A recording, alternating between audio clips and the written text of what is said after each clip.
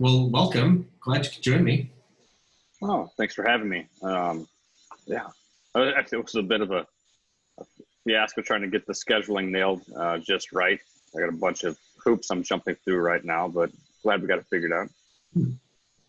Yeah, well, yeah, I'm glad. Yeah. So there was a veteran business mastermind group that I'm in.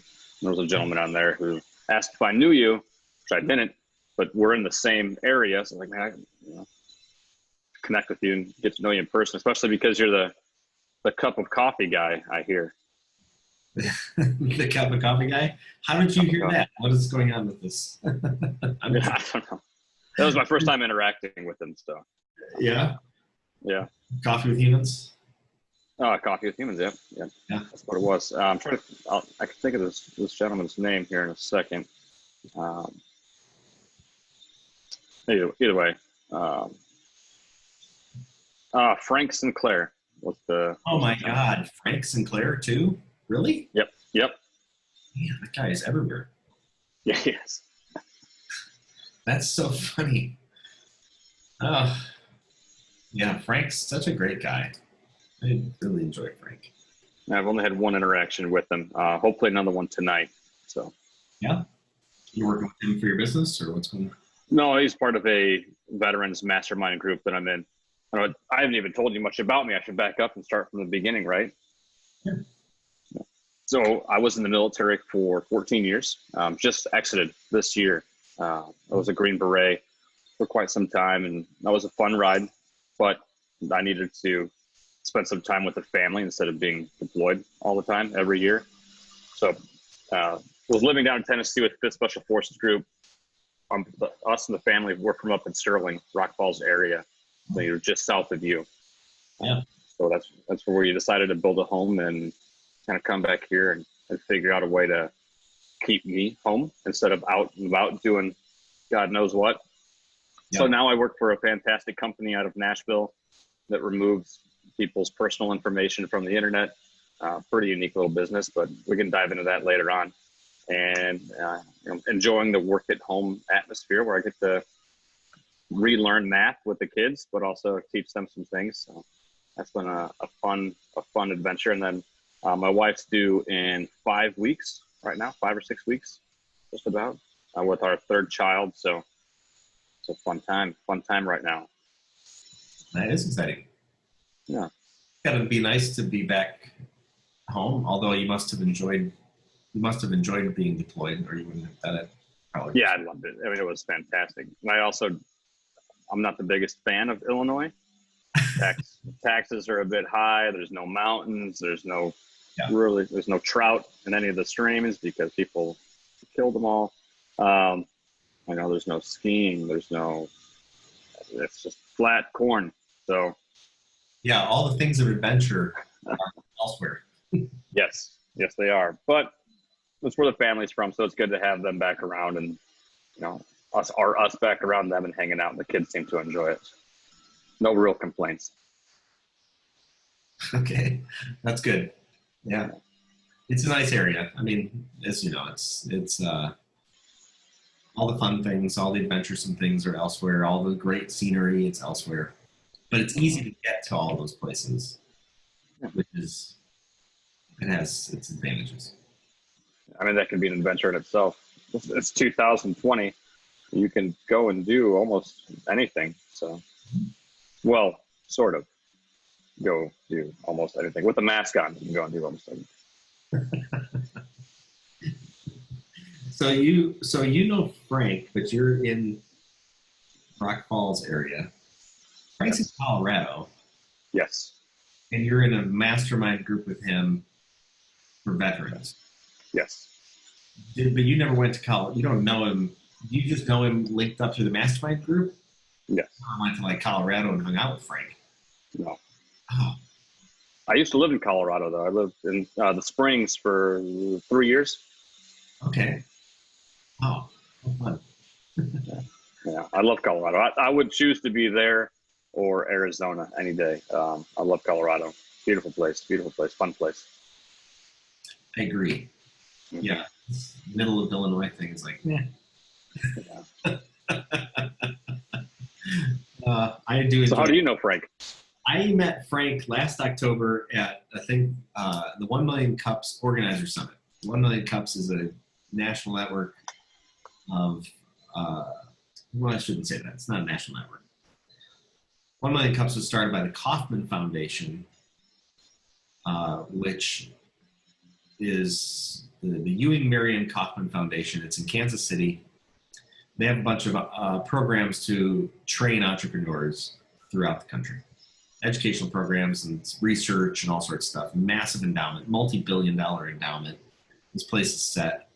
And they established this thing called 1 Million Cups, which was, the idea was to build a framework for you or me to establish a 1 Million Cups group in our area. They would give us stuff to give away and whatnot. And we would agree to meet every Wednesday over coffee and hear from a presenter about their business idea. And then the community of people who are listening to this would give feedback to that presenter, what they thought was working or what wasn't working. And then the presenter would say, and here's how I need help. And then the community would go, okay, great, here's how we can help you. So it's kind of an entrepreneurial support group, as I term it. And so I host I host 1 Million Cups in Rockford. Well, they have an organizer summit in Kansas City where they bring all the organizers in from around the country. And Frank and I met over lunch. And I don't know what exactly it was, but there was something there. And then we subsequently followed up, and I had a great coffee chat with him I'm here after connecting up with him on LinkedIn again.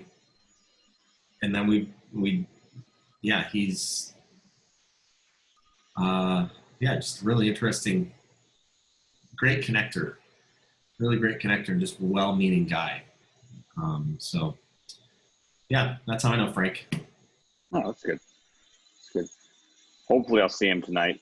I believe he's, last week was his first ride with the mastermind group. So hopefully, I think he's into it now.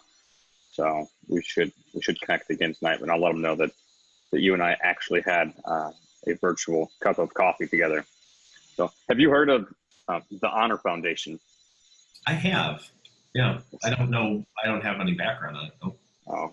So they're a veteran transition group for special operations veterans like myself, so Navy SEALs, Rangers, Green Berets, fighter pilots, those types of folk.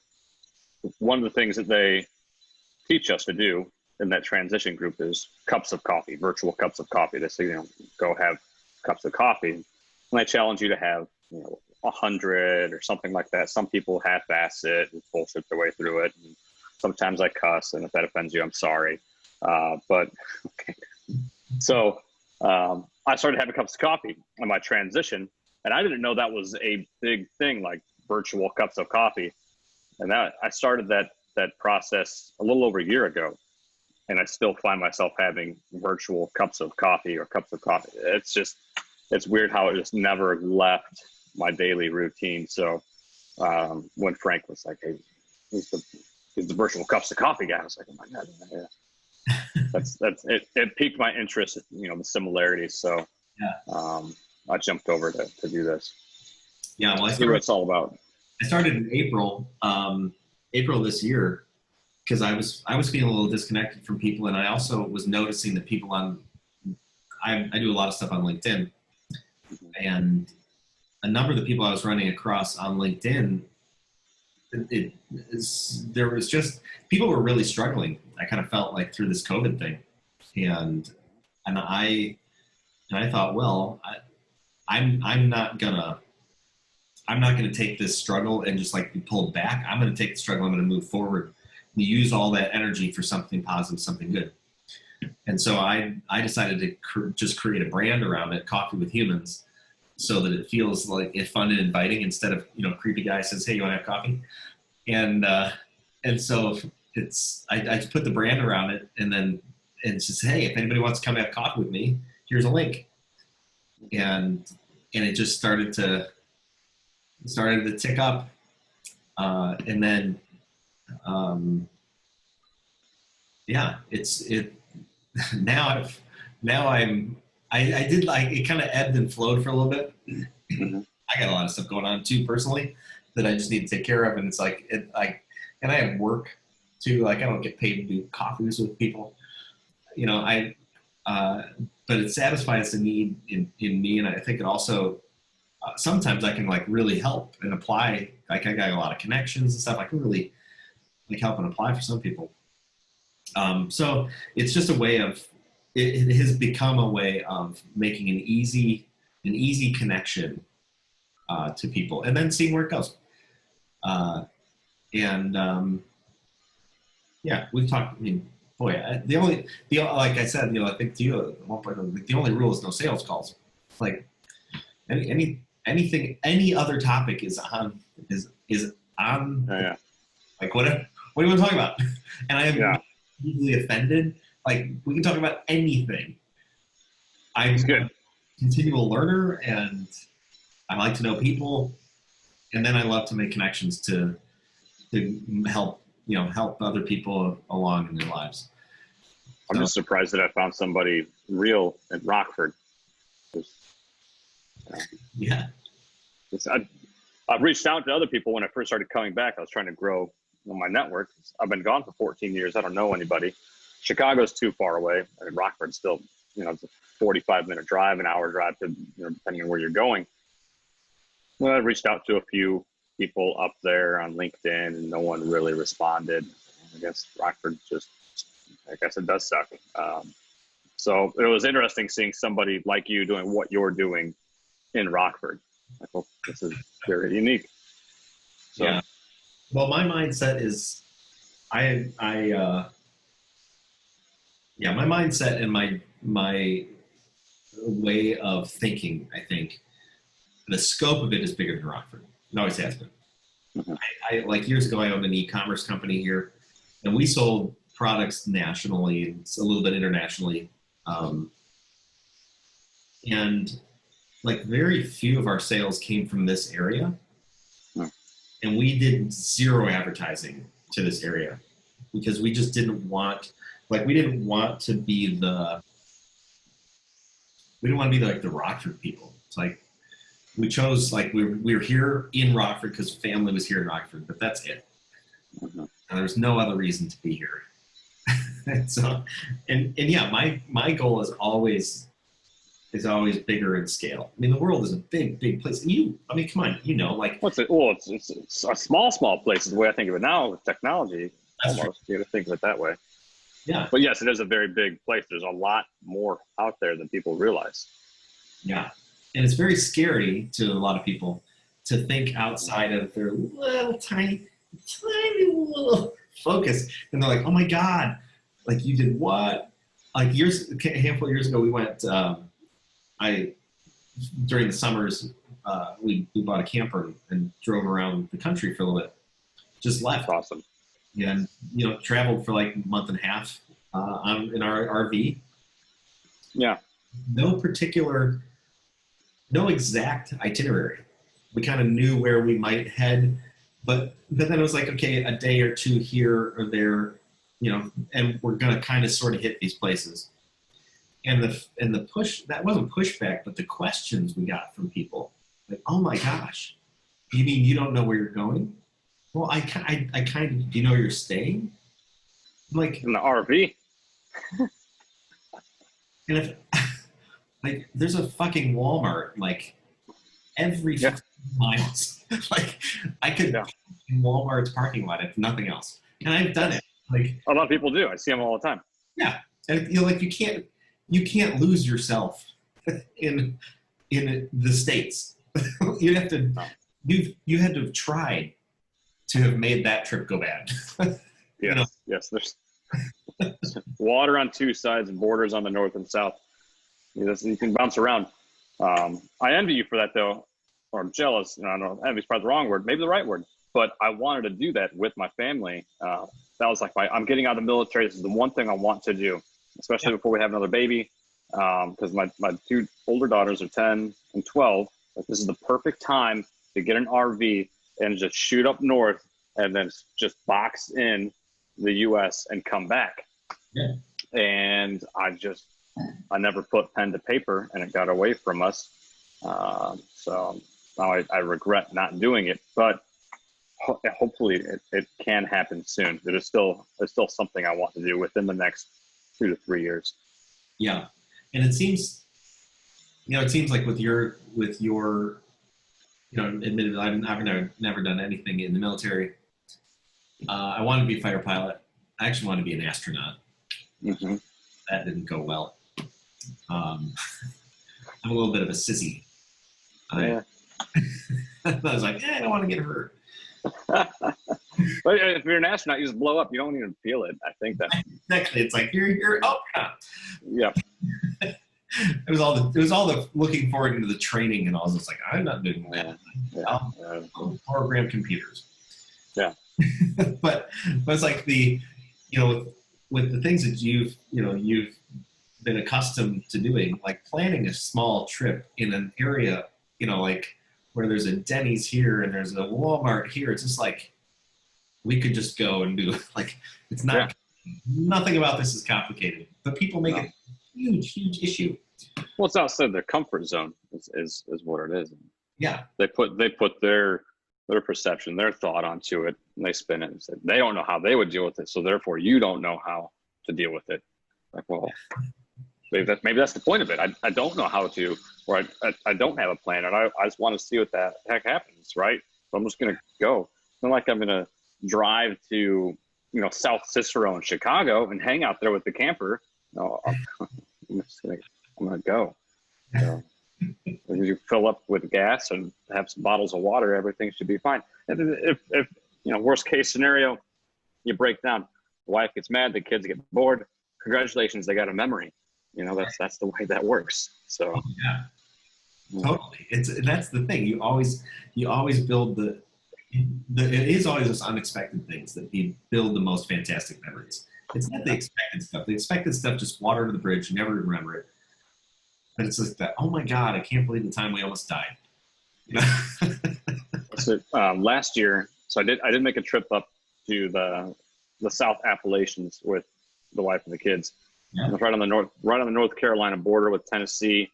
A lake, I think it's called Lake Murphy. Anyway, it's a beautiful lake, beautiful lake. It's extremely blue, extremely clear, extremely large. Not a lot of beach though to it. So you're either in the water or you're on a rock. So there's not a lot of beach to it. But it'd be a fantastic place if you ever wanted to go and like rent a cabin on the lake. That's awesome.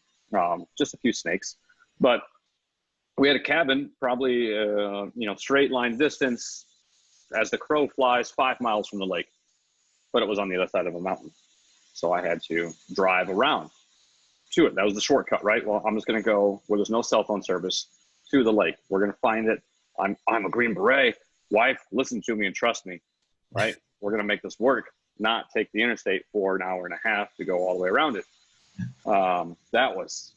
She did not enjoy that trip at all. She was very sick. She was throwing up because, it's just constant change in elevation. And then the kids learned why they call it the Smoky Mountains, because they would see the fog all over the place. And somehow they didn't get sick. She was throwing up inside of the car because there was nowhere to pull over. It was like it was awesome. It was great. I was trying not to laugh because I was having a fun time. It was a fun adventure. And the kids were, they, at the end of the day, they thought it was fun. Yeah. So, it's those things where when you take just a little unpredicted path, you say, well, I'm going to figure it out. It can turn into something beautiful. Yeah. I think, I totally agree with you. I think that's why it's important to add skills, like certain skills, because I believe there are certain skills people can have. And if they have those skills, you can navigate those unexpected situations. What kind of skills? I'm thinking like, so when my kids were traveling with us in the RV and stuff, they were young. And we taught them that, hey, we're you young kids. I think they were probably like 7 times and 8. Was that that young? No, they might have been like 10. Fun age. Yeah. My boys, and they were back-to-back boys, so they were year and 6 days apart. So it's like, Oh, almost Irish twins. almost. And the best of friends. Yeah, that's good. Yeah, still are. Maybe. But they, like, we would give them the responsibility for food. Like, hey, we're gonna have to eat tonight. What do you want to make? And they'd be like, what? And they're like, yeah, it's your night. What do you want to make? And they'd have to put it together. And we would support them, but like, here's what we got. What do you want to make? And then here's the oven. And here's how to operate it. Like, but people, it's amazing to me the number of people who, particularly young folks, make it through their younger part of their lives, and they're like mid-20s even, and they just don't even have these skills. Like, I wouldn't know what to make from food that's sitting in my refrigerator, or what do I do with this? Like, come on, like, just figure it out. And it's just these like little skills. Or if you needed to plan, like, hey, how, like, with this trip that I planned for our family, a couple trips that I planned, it was just like, I knew how to I guess I knew how to navigate and how long it might take between the different places, and then how long we might stay, just so that at the, like, over the course of a month and a half, like, we were on target for anything we wanted to do, and it was relaxing, and we got home on time, and like, we weren't lost. Sounds like paradise. Like rocket science to me. It's like, this is so simple. Yeah. But plus that figure it out mentality that you seem to tap into, and that you're doing a good job of actually teaching your children how to do. Because like I said, a lot of people don't, and the younger generation just forgets it. Like, trying to date girls when I was in my 20s, and they didn't know how to boil macaroni and cheese. It's like, I've been living on my own since I was 18 years old. You're 24, 26, and you can't cook to save your life, and you just sit down to cry about it. Like, you will literally starve if someone doesn't take care of you. We can't be together. But that's awesome, man. It sounds like you had the right idea, and just the idea of relaxing on a trip for that long with the family.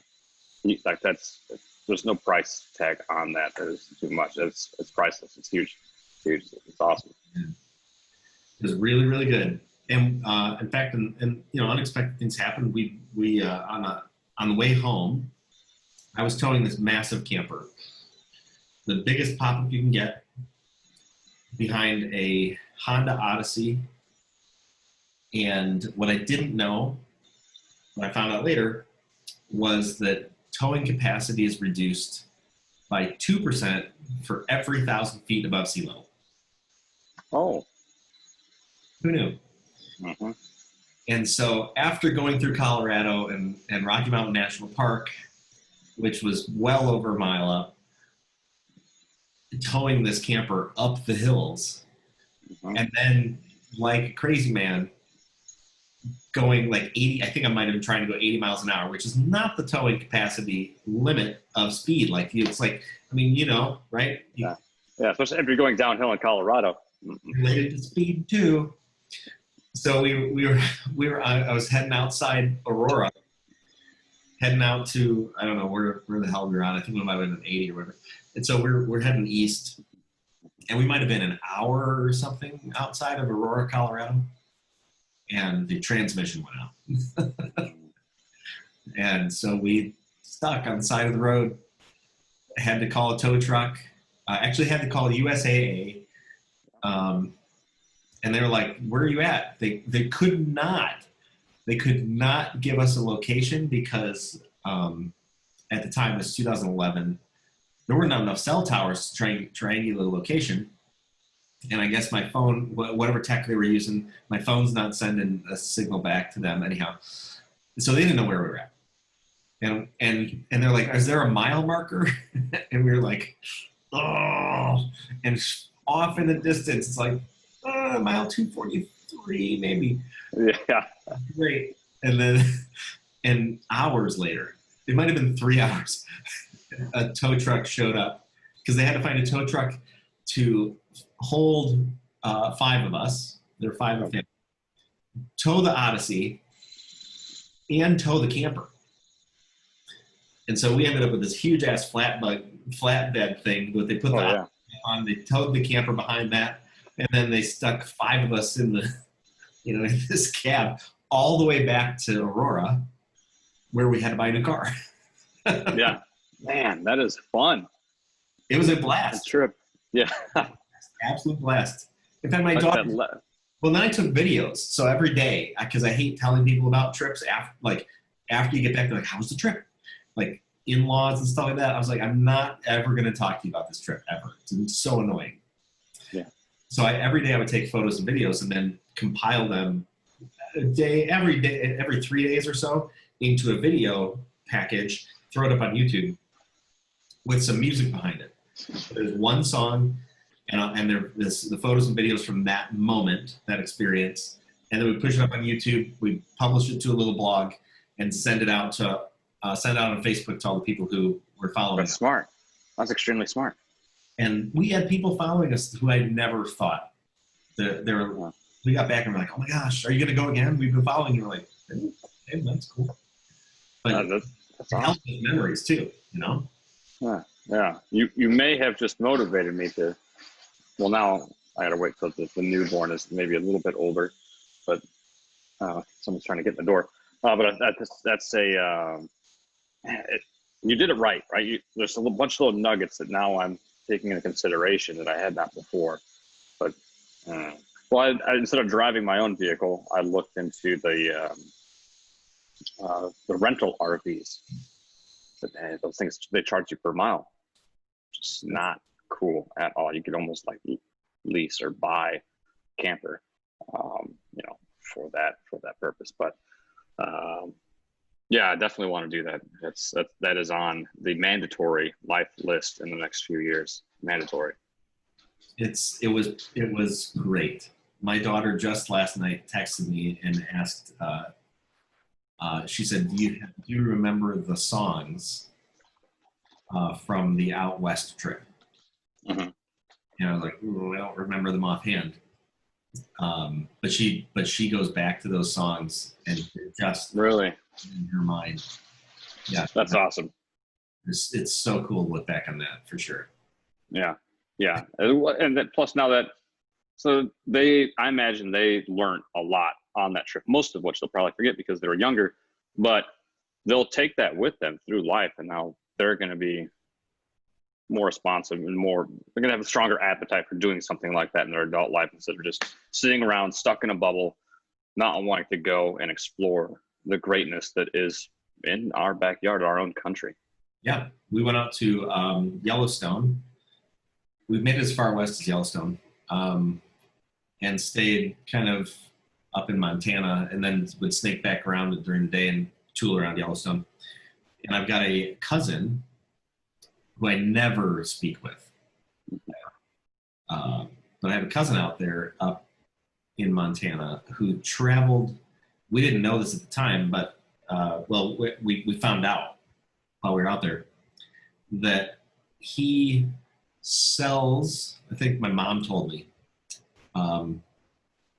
he sells agate jewelry in the Yellowstone gift shops. And so what we would end up doing is we would go out there, and we ended up talking with him and meeting up with him, and the boys then wanted to do a fishing expedition. And so he took them trout fishing, fly fishing, in fact, in the Yellowstone River, because he ties his own flies and Impressive. Sells his own jewelry from agate that he collects in the Yellowstone River. And so it's really one afternoon, all of a sudden we're fly fishing in the Yellowstone River. Like, okay, the boys loved it, absolutely loved it. Yeah. How that stuff doesn't happen. You can't even plan it. No. Well, you just have to leave yourself open to the universe, and stuff can happen. Mm-hmm. Step outside your comfort zone, let it go. Yeah, those like I said, it can't happen unless you do it. But yeah, hopefully they remember that. That's huge. And hopefully when they grow up, they're like, you know what, that part of the country that we visited, I really love that. I want to go move there, Dad. Okay, yes, please go move there because I want to go back to there. So leave Rockford and go. Yeah, I was always afraid to do that kind of stuff when I was younger. I lived with, I mean, my parents. I have no qualms with my parents, but my mom was always like, "Oh, don't be careful, don't hurt yourself." You know, instead of the like, "What's the worst that can happen?" type of mentality.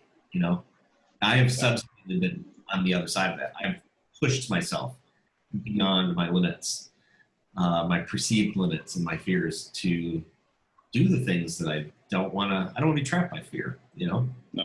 So I'll walk into it just to, apprehensively sometimes, but sometimes be like, listen, here we're going. We're gonna do it.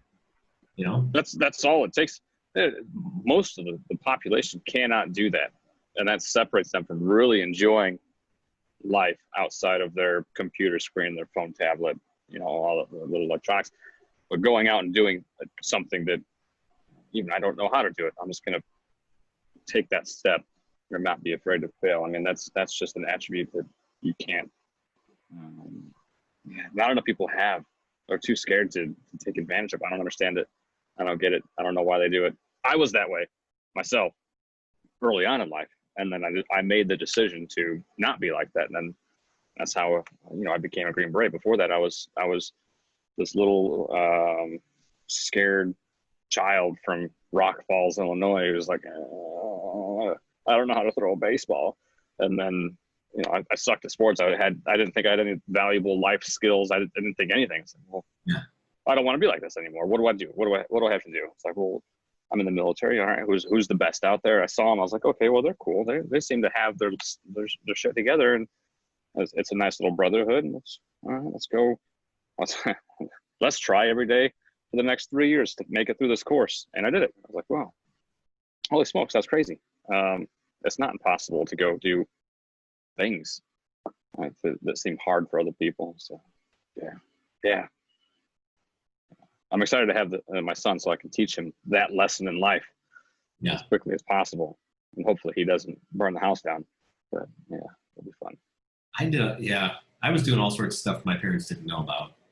I was really into electronics and stuff. So I would play around with electronics. And I had down in the basement, I had a little transformer and little electric leads that I had made with little heat sinks so I didn't burn fingers.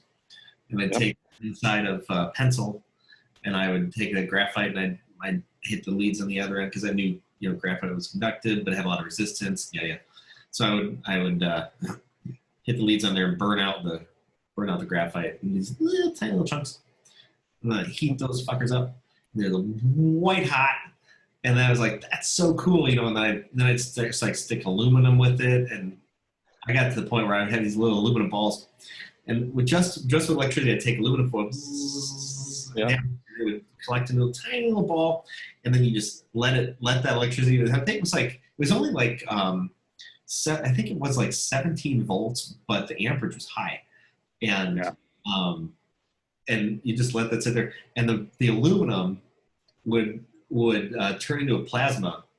You go, and also boom. Yeah. And it would I swear, I probably have aluminum in my body. Probably. Metal poisoning or something. I don't know. Yep. Somewhere in there. But I was like, this stuff's just amazing to me. I was pitting concrete accidentally because I'd be holding it too close to the concrete on my parents' basement. And so all these little pits in the concrete where the pit, the concrete was vaporized. Like, this, why was I doing this? But like you, I was just like, I wasn't outside playing baseball. Yeah. Yep. I was a dork and figured it out. And now look at you. You have a job with computers, you said? I do. Yeah, I do tech stuff. And is that what kind of led to that progression, that interest in technology from the early age? Yeah. My parents had a computer for the family. Super young. I don't even recall when, really. I might have been in second grade or something like that. And I started playing games on there, and then I realized that I could like write software for it. Oh, wow.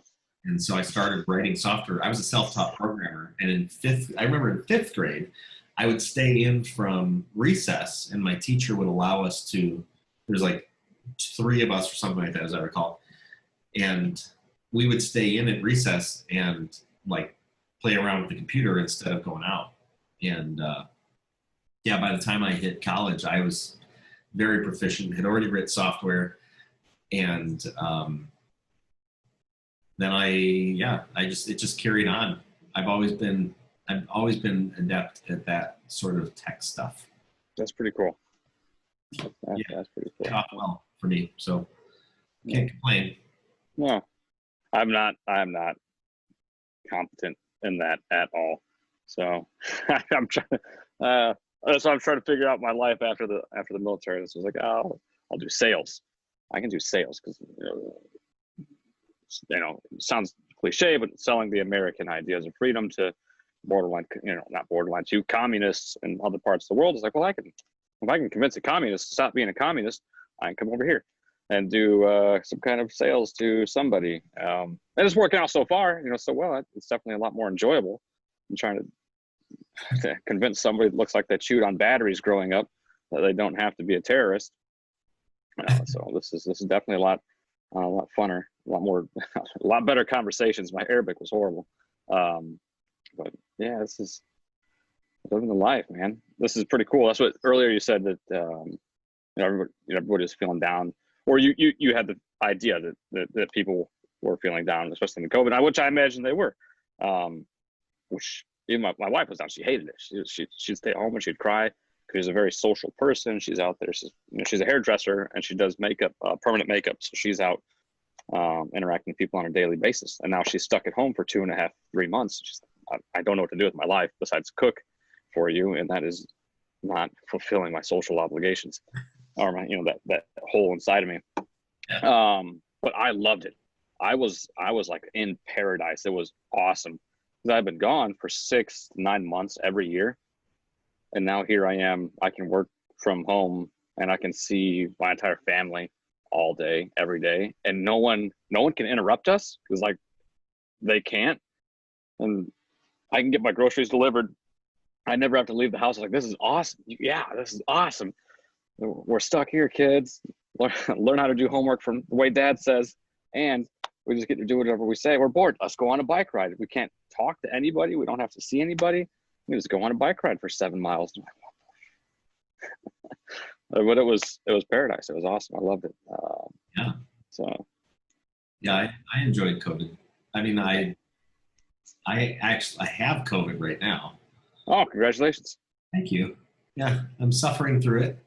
Yep. That's the worst thing I've ever had, but it's pretty bad.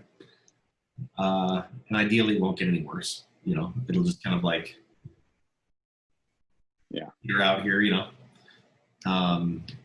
But yeah, I think it's teaching people something new, right? I think it's causing a hard reset on a lot of what people expect reality to be like, what their normal is. And it's just like, no, that's not normal. So figure it out. And I think people are 50% of people changed their brand affiliations during COVID is what one of the studies indicated. Now you're talking about like going from Nike to Patagonia, or like that kind of brand affiliation. Yeah, like or Carhartt to Dickies or whatever their typical thing is. Okay. Foods and goods and all that type of stuff. And it is one of those things where the human psyche is so programmed to be habitual. And you can make anything a habit, even terribly bad things. Things are awful, things you'd never do in your right mind, but you can turn them into a habit and they become your normal. And we become habitual about all of the stuff. And when there's that stop, all of a sudden it causes, I think it just backs up. It causes you to question all of the other choices, all of the other habits, because your brain's trying to figure out new placements for every stuff, to make it through the day.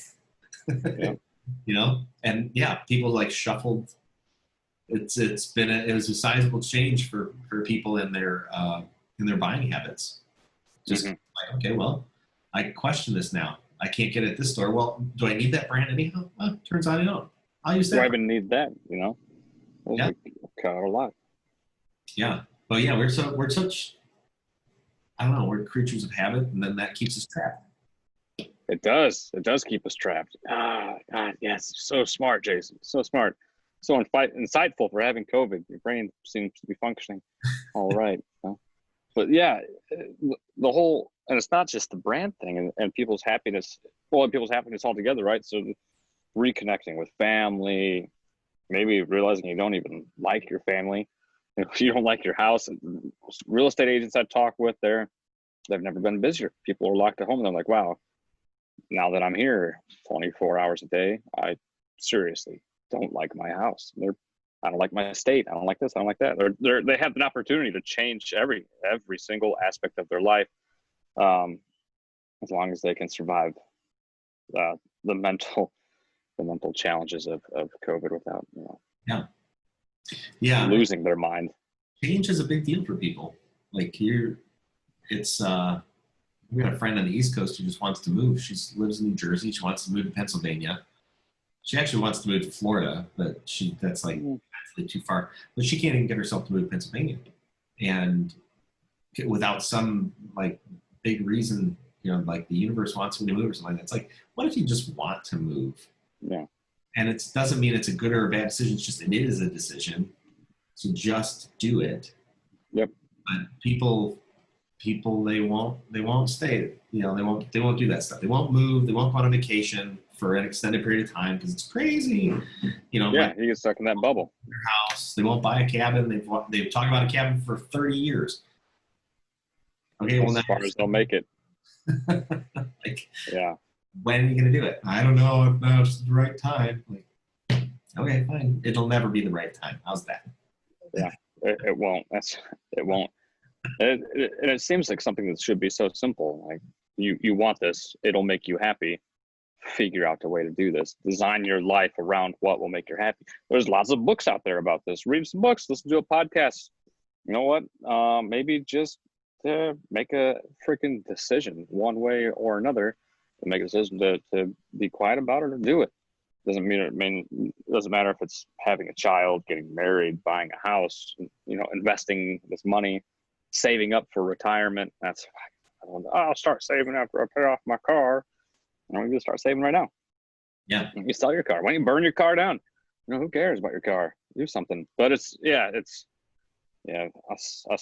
humans and us Americans have very, very complex but yet very simple minds.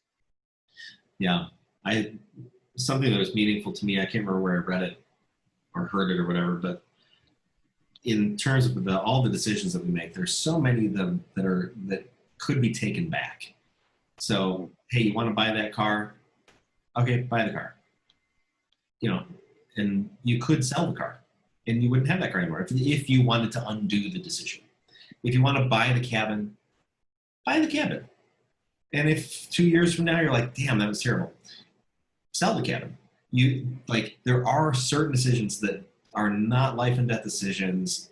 You could take it back. You could redo it. You could rethink it. But I don't know. We tend to just get this thing like mounded up. I do, at least. I get these things mounded up in my mind. I'm just like, oh, gridlock. Yeah, I see. You're doing it better. You're the opposite of me. I think it, like, yeah, I'm gonna do it. And I go and do it. I'm like, wow, that was really, really bad. I shouldn't have bought that. I shouldn't have did that. How do I make that stop or go away or take that back? Sometimes like, okay, I'll break even or make some money. That's sometimes like, man, I should not have did that. But that's life, right? I'm gonna do what I can to enjoy my life right now. Responsibly enjoy my life right now. Obviously, have children and bills, and I gotta keep them alive, food on the table, and a roof over their head. So as long as I'm doing that, shit, man. It's not. Life isn't hard. People need to relax, but yeah, craziness. We tend to make it harder than it needs to be, don't we? Yes, we do. Huh. So what are your what are the things you're working on now? Now you're back, you're settled, you're gonna Mhm. stick around, you're not gonna go on deployment anymore. Yes, so that right there is the main focus, staying away from that. So as long as I don't mess up life too bad, that I don't have to go take an overseas contract, I'll be happy. Okay. So I have a job right now. It's a fun job. It's a good job. Is it a forever job? No, it's not a forever job. So I'm trying to figure out what my how to build a legacy for my family, outside of just my dad was a Green Beret. Okay, I don't want that to be the highlight of my life. So figuring out what the next few steps are, that's the most important thing. But really, I'm just trying to enjoy life with them here right now. So rest, recover, rehabilitate, pull myself together, physically, mentally, financially, whatever it may be, to where I can just be here in the present with them, right? Not worrying about the future, not worrying about the past, Yeah. relaxing with them, and then figuring out, how this all plays out. So, changing to the civilian life has been a wild, wild, wild ride, but I've learned a lot the past year. It's been just a crazy time, just trying to figure out. At first, it was I'm going to step far away from the military. I want nothing to do with them. I don't want to interact with this at all. I want nothing with the government. And then a year later, now it's okay. I realize I need to have that. I need to have a tribe somewhere, whether it's like-minded, not like background individuals, is where I need to be a part of something. So, trying to figure out what that all means, what that goes. I don't know. Have you determined? I think this is true. I think it takes a certain personality to be able to withstand the pressure and actually probably like the pressure of training for and then staying in the mindset required to do all the things that you've done. Yeah. And you must like that. It feeds you somehow. Yes, it does. And I'm curious, is it something that I'm guessing, I don't know, it's as part of reacclimating, because it's a pretty big transition to come then to just like, and rock balls, right? Yeah. Where nothing ever happens, right? Nothing. Like, I think, is it something that they help you unpack? Like, what are the drivers? Where are the energy outlets, and why do you need those energy outlets? Because that's who you are and who you've been, and how you redirect those so it doesn't get out of balance. And Yeah, also, the Army does a horrible job at that. yeah, All military branches, they do a very, very poor job. That's why I went through 5 different transition assistance programs that were nonprofits, okay, to help special operation guys specifically. Granted, these programs are for special operation guys like myself. So naturally, mentally, we're on a different platform or a different level than most people in the military. That's why you see less amounts of PTSD, higher, we're more resilient, we're more in shape, we're smarter, we're more educated. Not that we're saying we're better, but statistically, this is where we are, and it's actually proven with data. And now we have all these backing, we have better financing, so now we have all these backings transitioning out to help us be more successful. So I think with those nonprofits, we have a better chance at success on the outside, pivoting from military to civilian. So we're okay there. So now one of the things I'm doing is I realized this early on. I was like, okay, well, I like helping other people. That's what I do. That's why I did Green Berets. That's what I want to do on the outside. So whatever role I have in life, I want to continue to help somebody in some role, in some way. It's what I do now at my current job. I help them. Yeah. I'm actually in the process of putting together a veterans conference for next September. And I'm going to go through and it's not going to be for special operations people. It's going to be for everybody else, but it's going to give them resources and lessons learned and knowledge that I wish I had at that point in my life when I was transitioning out, like things that no one talks about. Yeah. Or if they do talk about it, it's an hour-long class when it really should be a week-long class, and they don't give you any resources, like life, like simple things like life insurance, or teaching a young soldier who's getting out after 5 years about financial literacy. What does that mean to them? 'Cause before, he knew what was coming in every 2 weeks and what he could spend every 2 weeks. And if he got in trouble and he bailed out, the government would bail him out some way, shape, or form. But those lessons, they don't do a good job of teaching you in the military. So I was like, let me see if I can help somebody. So I think I went off on a tangent there slightly, but that's what is in the works for next year this time. That's cool. Yeah, I've been pretty detached from the military stuff. My father-in-law was in the Navy for a long time. What did he do? I don't know. I couldn't figure out whether to believe him or not. Some stuff that he'd tell me. He was kind of a bullshitter, but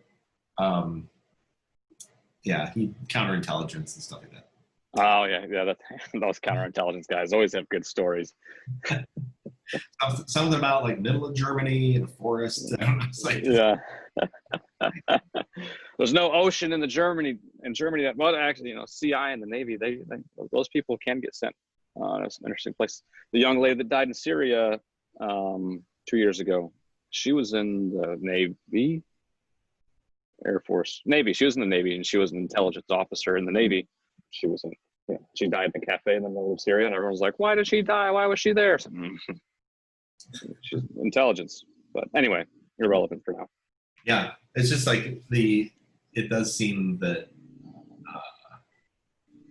I've only heard that transition is difficult and not well supported, and you're kind of on your own.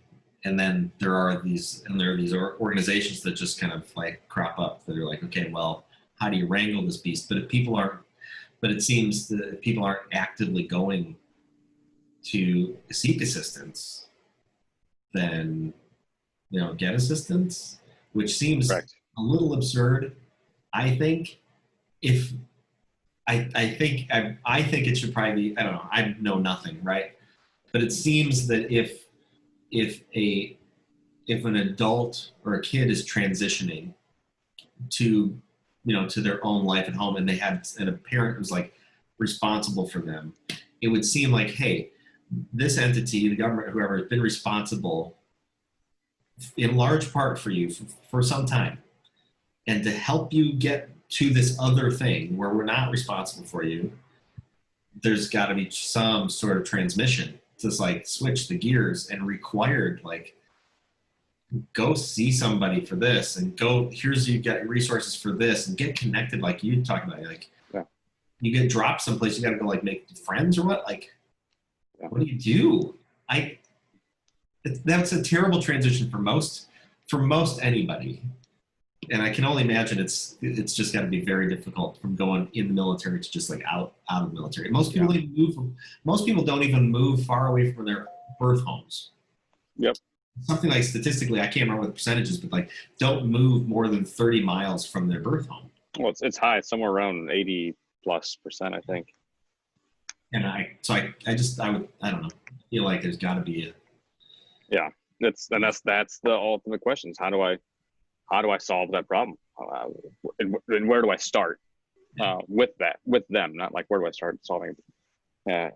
When is the right time frame for the soldier who's leaving, whether they're Army, Air Force, Marines, whatever? When do I start helping them? Is that a year before they get out, 2 years before they get out? Is that the day they go in? Yeah, maybe it should be the day they go in. You start educating them on how to survive on the outside, right? Your parents taught you they should be teaching you how to do things on your own from the day you were born.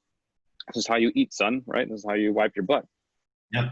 So, just replicate that on a larger scale for everyone else. This is how you survive. This is how you cook. This is how you do taxes. This is how you do a resume. I didn't learn how to do a resume until I was 31 years old. So, but now I'm okay at it.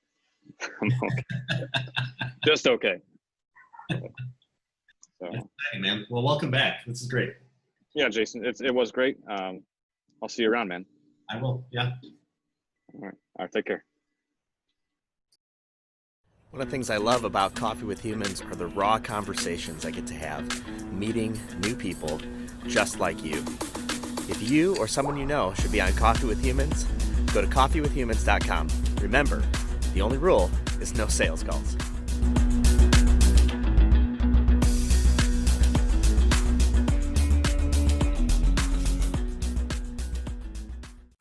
This has been Coffee with Humans. Subscribe to get updates or click to have coffee with me. coffeewithhumans.com.